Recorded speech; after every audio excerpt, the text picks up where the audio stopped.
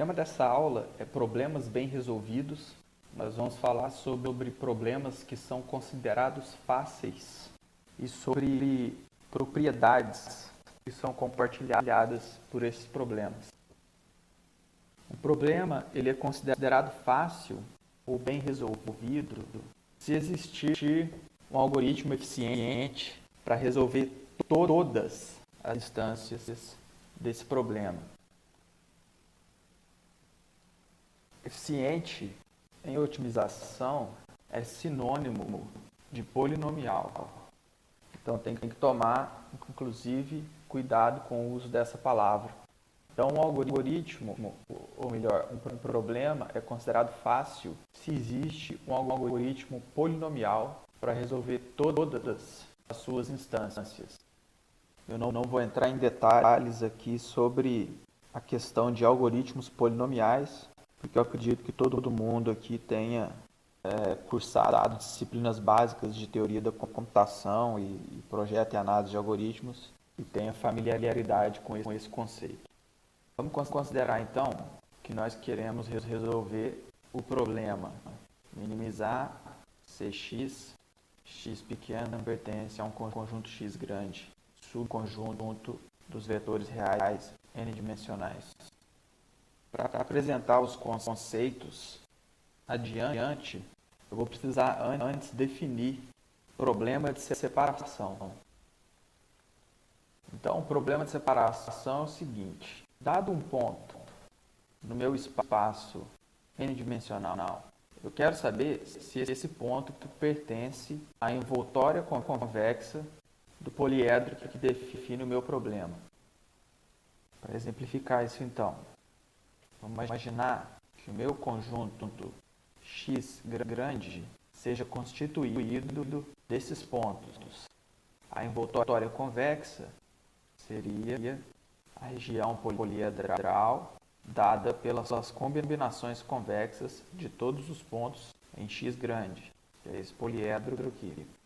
Então, o problema de separação é o seguinte: nós temos um ponto X qualquer, nós queremos saber se esse ponto X está dentro ou não da envoltória convexa do meu conjunto X grande. Se ele não estiver, eu quero encontrar uma desigualdade satisfeita por todos os pontos em X grande e violada pelo meu ponto. Então, sempre que eu tiver um ponto e esse ponto não estiver na envoltória convexa do meu conjunto de soluções, é possível achar uma desigualdade que separa esse ponto do meu conjunto. Muitas, na verdade, né? Então, essa é a definição de problema de separação. Uma coincidência muito interessante, ou um fato muito interessante, é que as seguintes propriedades costumam acontecer juntas. Primeira propriedade, a propriedade da otimização eficiente. Então, para uma dada classe de problemas, do tipo minimizar Cx, x em x grande, existe um algoritmo polinomial.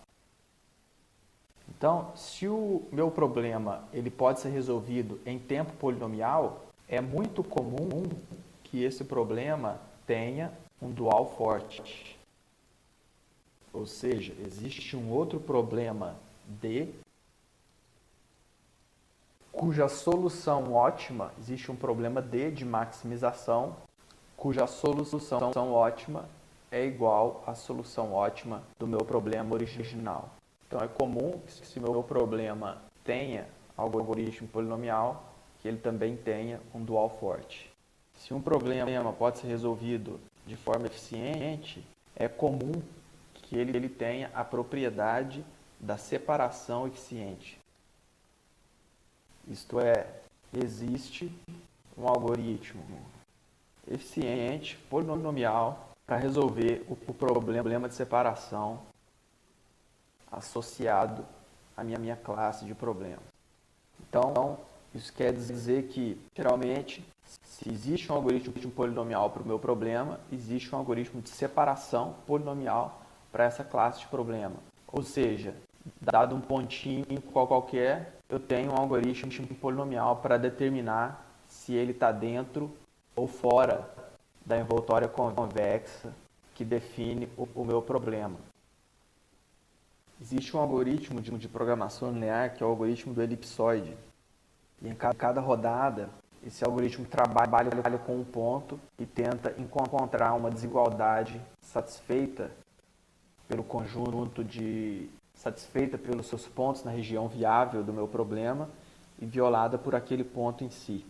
Esse algoritmo ele é polinomial e se nós tivéssemos um algoritmo de separação polinomial, o algoritmo do elipsoide seria capaz de resolver problemas de programação inteira em tempo polinomial. E uma outra propriedade que é comum em problemas que têm resolução eficiente é a propriedade da envoltória convexa explícita.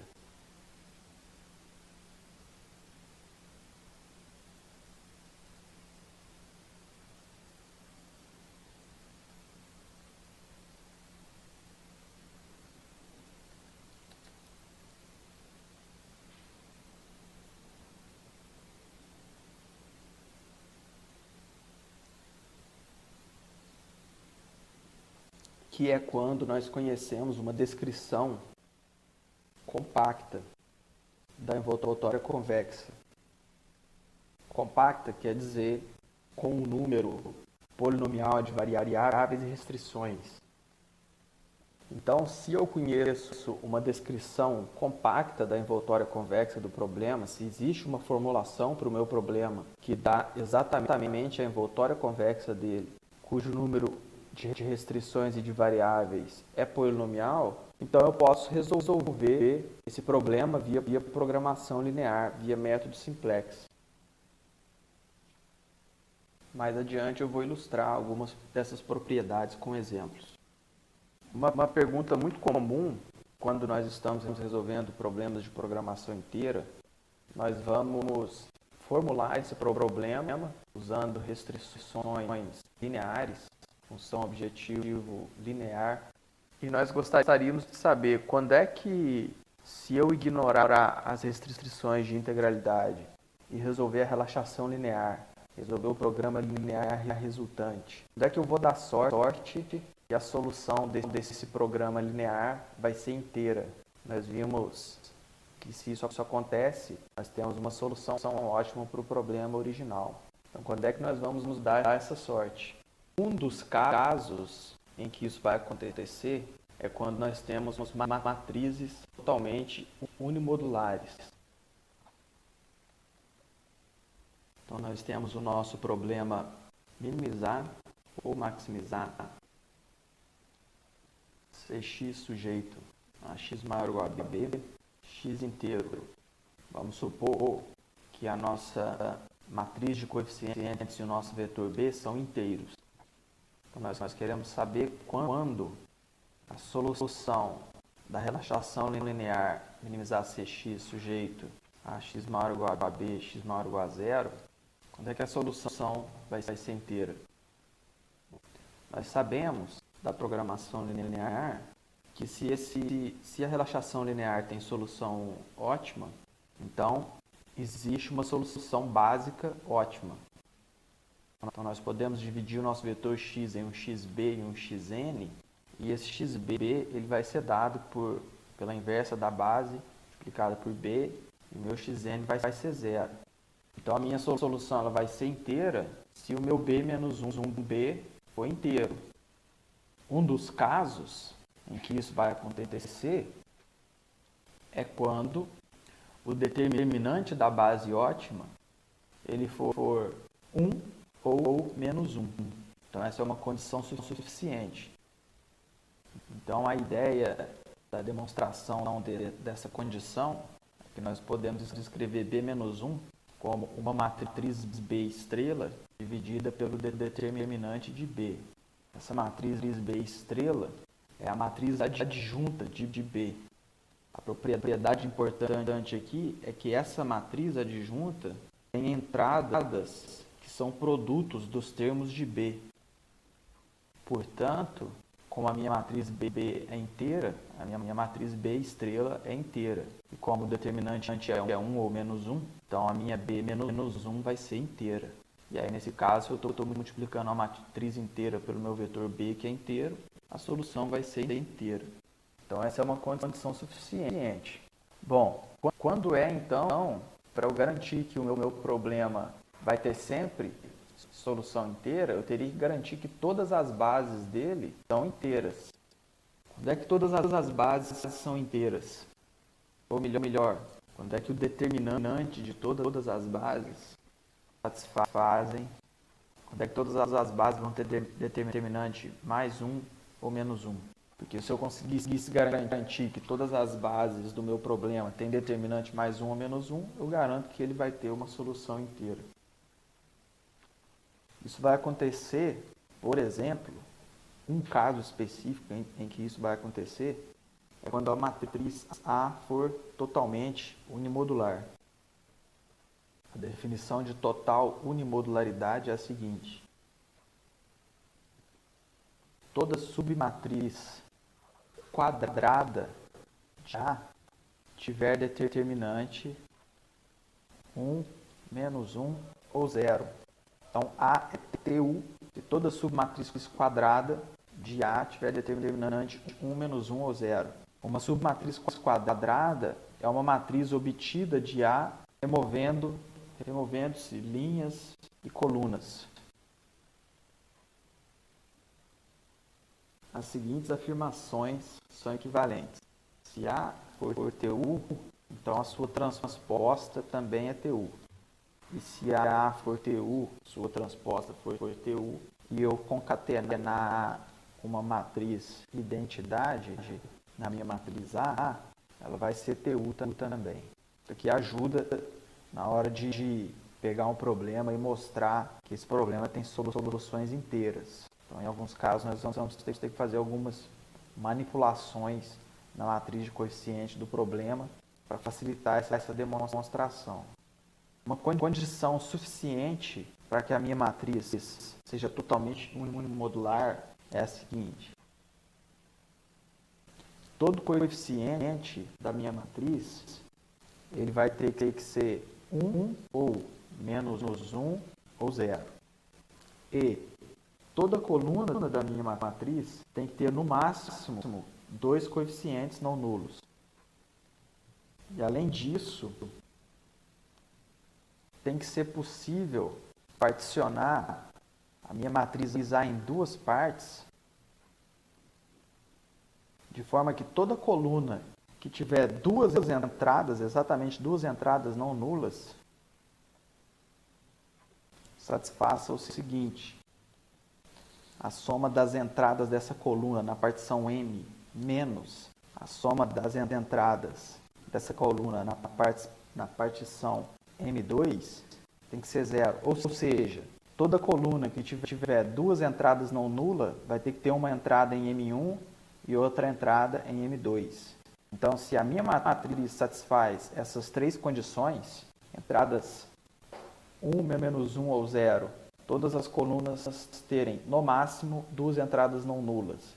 E é possível particionar essa matriz em duas partes, de forma que toda coluna que tiver exatamente duas entradas não nulas tem uma de suas entradas na partição M1 e a outra de suas entradas na partição M2, essa matriz vai ser TU. Nem toda matriz TU satisfaz essas condições, mas toda matriz que satisfaz essas condições é TU. Por isso que é uma condição suficiente. Então, se A for TU, nós sabemos que o determinante de todas as bases vai ser 1 ou menos 1. E com isso, a relaxação linear resolve o meu problema original. Então, para esse tipo de problema, com matriz TU, nós temos que aquelas propriedades lá do início, aquelas 4 propriedades, são todas satisfeitas. Nós temos otimização eficiente, porque basta resolver o programa linear associado ao meu problema. Nós temos dualidade forte, e o dual é simplesmente o dual de programação linear. Nós temos envoltória convexa conhecida, é a própria formulação. E nós temos separação eficiente. Basta ver se aquele ponto que eu quero separar satisfaz todas as restrições do meu problema. Só uma correção, eu tinha comentado que se a matriz for TU, então sempre que a coluna tiver duas entradas diferentes de zero, uma delas tem que estar na partição M1 e uma delas na partição M2, não necessariamente isso é verdade, porque se o coeficiente de uma delas for negativo, por exemplo, 1 menos 1, então as duas podem estar na mesma partição. O importante é que essa soma aqui dê zero, né? Vamos tomar como exemplo aqui agora o problema de fluxo de custo mínimo, que é um problema de otimização bem importante. Então, nesse problema, nós temos um grafo direcionado de grafo, com um conjunto de vértices V, conjunto de arcos A, por exemplo, e cada um dos arcos desse grafo tem uma capacidade. Então, nesse problema, nós vamos modelar a passagem de um fluxo por cada arco. E, portanto, cada arco ele vai permitir um fluxo entre 0 e H e J, unidades. Além disso, nós vamos ter um custo por unidade transferida em cada arco. Cada um dos vértices vai ter uma demanda. Essa demanda ela pode ser positiva ou ela pode ser negativa, pode ser maior ou igual a zero ou ela pode ser menor que zero. Então, se por acaso essa demanda for positiva, aquele vértice funciona como origem de fluxo. Se por acaso a demanda for negativa, aquele vértice consome fluxo. E se por acaso a demanda for zero, aquele vértice serve apenas como um ponto de passagem para os fluxos. Ele não absorve e nem origina nenhuma unidade de produto. Então, o que nós queremos fazer? Nós queremos encontrar um fluxo viável que satisfaça todas as demandas com custo mínimo. Esse problema pode ser formulado como um problema de programação inteira, ou melhor, vamos formular esse problema como um problema de programação linear. Eu vou assumir então que eu posso ter quantidades fracionárias passando pelos arcos. Então eu posso formular da seguinte forma: eu quero minimizar o custo das unidades transferidas pelos arcos. Em cada nó da rede, tudo que sai desse nó menos tudo que chega tem que ser igual à demanda daquele nó. Então, se o nó tem uma demanda, por exemplo, se esse nó dá origem a 5 unidades, então tudo que sai menos tudo que chega tem que ser 5. Se esse nó absorve 5 unidades, então tudo que sai menos tudo que chega tem que ser menos 5. Sai menos do que entra. Então, nós podemos escrever essa restrição assim. Para todo vértice I, nós temos que tudo que sai do vértice menos tudo que chega no vértice tem que ser igual à demanda. E os fluxos têm que respeitar as capacidades dos arcos. Bom, então está aqui um programa linear para o problema de fluxo de custo mínimo. Então, se a gente resolver isso aqui via método simplex ou algum outro algoritmo de programação linear, em tese, poderia acontecer de ter variáveis fracionárias. No entanto, a matriz de coeficientes do problema de fluxo é totalmente unimodular. Então, se a gente observar essa matriz, ela tem o formato CI, porque eu tenho um conjunto de coeficientes 0, 1 e menos 1 aqui em cima, e aqui eu tenho uma matriz identidade, né? Cada arco IJ aparece em uma única restrição. Então, isso aqui é uma matriz identidade. Então, como nós vimos agora há pouco, veja, então se eu concateno uma matriz identidade na minha matriz A, basta mostrar que A é TU para mostrar que o sistema como um todo é TU. E transpor também não muda, né? Então, se eu quero mostrar que essa matriz é totalmente unimodular, basta mostrar que a matriz de coeficientes daqui, de cima, que eu estou chamando de C, é totalmente unimodular. Então, para isso, eu tenho que satisfazer, uma das possibilidades, né, é satisfazer essas três condições aqui. Primeiro, os meus coeficientes têm que ser 1, menos 1 ou 0. Isso é satisfeito, né? Os coeficientes das variáveis x aqui, eles são todos 1 ou menos 1 e 0, né? Toda coluna tem que ter, no máximo, 2 coeficientes não nulos. Então, se a gente observar essa nossa matriz C, cada coluna aqui, ó, equivale a um arco. Cada coluna equivale a um arco. Cada arco ele vai aparecer com o coeficiente 1 na sua origem, na linha da sua origem, ele aparece com o coeficiente 1, e na linha do seu destino, ele aparece com o coeficiente menos 1. Então, na linha do J, ele vai aparecer do lado de cá do somatório, então ele vai ter coeficiente menos 1. Então, portanto, cada coluna da minha matriz, ela só tem 2 coeficientes não nulos, o da origem e o do destino do arco. Outra condição que eu tenho que satisfazer é ser capaz de dividir a minha matriz em 2 partições, de modo que a soma dos coeficientes em uma partição menos a soma dos coeficientes em outra partição seja 0. Se eu usar a primeira partição como sendo a matriz inteira e a segunda partição como sendo vazia, eu satisfaço essa condição, porque quando eu somar os coeficientes de cada coluna, como é um coeficiente 1 e o outro menos 1, isso vai ser automaticamente 0. Portanto, a matriz do problema de fluxo, ela é totalmente unimodular. Então, como corolário, nós temos o seguinte: todo ponto extremo do problema de fluxo é inteiro, porque toda solução básica é inteira. Então, eu posso simplesmente aplicar... um detalhe, desde que todo ponto extremo é inteiro, desde que as capacidades e as demandas têm que ser inteiras, porque eu vou multiplicar a inversa da base por esses vetores aqui. Então, se as capacidades e as demandas forem inteiras, todos os pontos inteiros do problema de fluxo, todos os pontos extremos do problema de fluxo são inteiros. E, portanto, essa formulação descreve a envoltória convexa dos fluxos inteiros viáveis. Muito bonito esse resultado. Se nós observarmos alguns casos especiais do problema de fluxo, nós conseguimos estender esses resultados um pouco. Um caso especial do problema de fluxo é o problema do caminho mínimo. Então, no problema do caminho mínimo, nós queremos achar o caminho mínimo entre uma origem e um destino.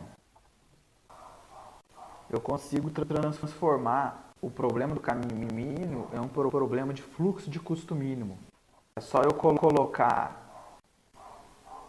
que no vértice S eu tenho a origem de uma unidade de fluxo, no vértice T eu tenho a demanda de uma unidade de fluxo, os custos dos arcos são os custos do problema do caminho mínimo, todo vértice diferente de S e de T tem demanda 0 e os arcos não têm capacidade. Então, com isso, eu transformo o problema de caminho mínimo num problema de fluxo.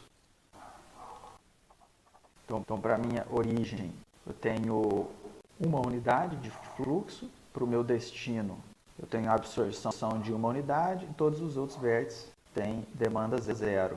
Os custos dos arcos são os custos do problema de fluxo de custo mínimo, do problema de caminho mínimo, e eu não tenho capacidades. Então, o que vai acontecer? Ele vai ser forçado a achar o fluxo de custo mínimo que leva aquela unidade de fluxo da origem até o destino. Então, ele vai ter que traçar um caminho mínimo. E como eu acabei de mostrar que essa matriz é totalmente unimodular, ele vai achar um caminho único. Ele não vai quebrar um x 0,5, outro 0,5. Não, ele vai achar um caminho único da origem até o destino, que vai ser o meu caminho de custo mínimo. Ou seja, para o problema de caminho mínimo, eu também conheço a envoltória convexa do problema. Eu também tenho um algoritmo em tempo polinomial, que poderia ser o simplex, mas também tem o algoritmo combinatório do Dijkstra e outros. Mesma coisa para o problema de fluxo de custo mínimo, tem vários algoritmos combinatórios para resolver, polinomiais. Um outro problema que eu também posso transformar num problema de fluxo de custo mínimo é o problema de fluxo máximo. Então, o problema de fluxo máximo, eu tenho apenas as capacidades dos arcos. Eu tenho uma origem e um destino, né? Então eu tenho aqui um grafo direcionado. Eu tenho origem, tenho destino. E eu tenho capacidades. Tá? Então, por exemplo, sei lá, capacidade 5, capacidade 2, 1, 3, 4. Eu quero saber qual máximo de fluxo eu consigo mandar da origem até o destino. Qual o máximo de fluxo que essa rede suporta simultaneamente. Esse é o problema de fluxo máximo. Eu também consigo formular esse problema como um problema de fluxo de custo mínimo. Para fazer isso, nós fazemos o seguinte, nós adicionamos um arco voltando do destino para a origem. Nós colocamos todas as demandas em zero, então todos os vértices vão ter demanda zero. E na função objetivo, nós colocamos o custo desse arco artificial menos 1. Ou seja, o que ele vai fazer? Ele vai tentar minimizar, quando eu resolver isso como um problema de fluxo mínimo, ele vai minimizar menos 1 vezes o fluxo no arco TS. Ou seja, ele vai maximizar o fluxo no arco TS. Então ele vai achar um fluxo viável, que respeita as restrições de conservação de fluxo, né? Ou seja, tudo que chega em cada vértice é igual a tudo que sai de cada vértice. E ele vai maximizar a quantidade que vai passar nesse arco ST. E com isso ele vai maximizar o fluxo na rede inteira. Por quê? Porque tudo que ele conseguir mandar de S até T, ele consegue mandar de volta de T para S. Um detalhe importante, eu não tenho capacidade nesse arco TS. Então, tudo que ele conseguir mandar de S para T, que vai ser o meu fluxo máximo, ele consegue mandar de volta de T para S e aumentar essa função objetivo. Então, quanto mais ele mandar de S para T, mais essa função objetivo melhora, né? Então, com isso, conseguindo resolver o problema de custo mínimo, eu consigo resolver o problema de fluxo máximo. E, novamente, com isso nós conhecemos a envoltória convexa do problema de fluxo máximo, nós temos um algoritmo polinomial para o problema do fluxo máximo. Uma outra classe de problemas importantes, que são fáceis, são alguns problemas que envolvem árvores ótimas. Então, algumas definições. Dado um grafo não direcionado, uma floresta é um subgrafo acíclico de G. Então, se esse aqui é o meu grafo, e eu escolher, por exemplo, essas arestas aqui, as arestas vermelhas representam uma floresta do meu grafo, porque elas não têm, o grafo induzido por essas arestas não tem ciclo. Se eu adicionar essa aresta aqui, eu não tenho mais uma floresta, porque agora eu tenho um ciclo nesse grafo. Uma árvore é uma floresta conexa. Então, esse subgrafo vermelho, induzido pelas arestas vermelhas, ele não é uma árvore. Mas se eu adicionar essa aresta aqui, ele se torna uma árvore, porque agora ele é um subgrafo conexo. Uma árvore, ela não precisa conter todos os vértices. Então, se eu tenho, por exemplo, apenas essa aresta aqui, é uma árvore, porque representa, porque induz um subgrafo conexo. Isso daqui também é uma árvore. Agora, se essa árvore, ela toca, né, ela contém todos os vértices do meu grafo, Aí ela é uma árvore geradora. Algumas afirmações equivalentes. Se o meu grafo é uma árvore, vejam só, não estou dizendo que é se o grafo tem uma árvore dentro. Se o meu grafo é uma árvore, certo? Então, o meu grafo é uma árvore. Se o meu grafo é uma árvore, então uma afirmação equivalente é dizer que o grafo é uma floresta com n-1 arestas. Outra afirmação equivalente é dizer que G é um grafo conexo com o menor número de arestas possível. Se G é conexo e tem o menor número possível de arestas, então necessariamente ele é uma árvore. Necessariamente ele é uma floresta com n-1 arestas. A mesma coisa que dizer que ele é uma árvore, que ele é uma floresta com n-1 arestas, ou que ele é conexo com o menor número possível de arestas, é dizer que existe um caminho único entre todo par de vértices. Ou dizer que a adição de uma aresta cria um único ciclo no grafo. Então todas essas afirmações são equivalentes. Todas elas resultam nesse grafo ser uma árvore. Bom, um problema importante envolvendo árvores e florestas é o problema da floresta de peso máximo ou mínimo. Então, nesse problema, nós temos o nosso grafo, nós temos os pesos associados às arestas. Nós queremos achar a floresta cujo peso total é máximo. Então, nós temos aí um conhecido algoritmo guloso para resolver esse problema. Nós ordenamos as arestas em ordem não crescente dos pesos. E aí nós vamos fazer o seguinte.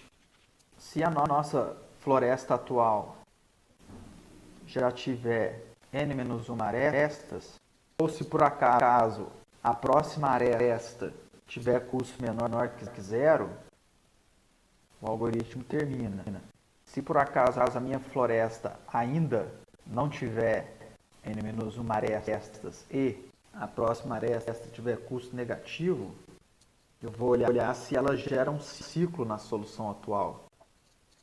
Então, se a próxima aresta gerar um ciclo, nós vamos ignorá-la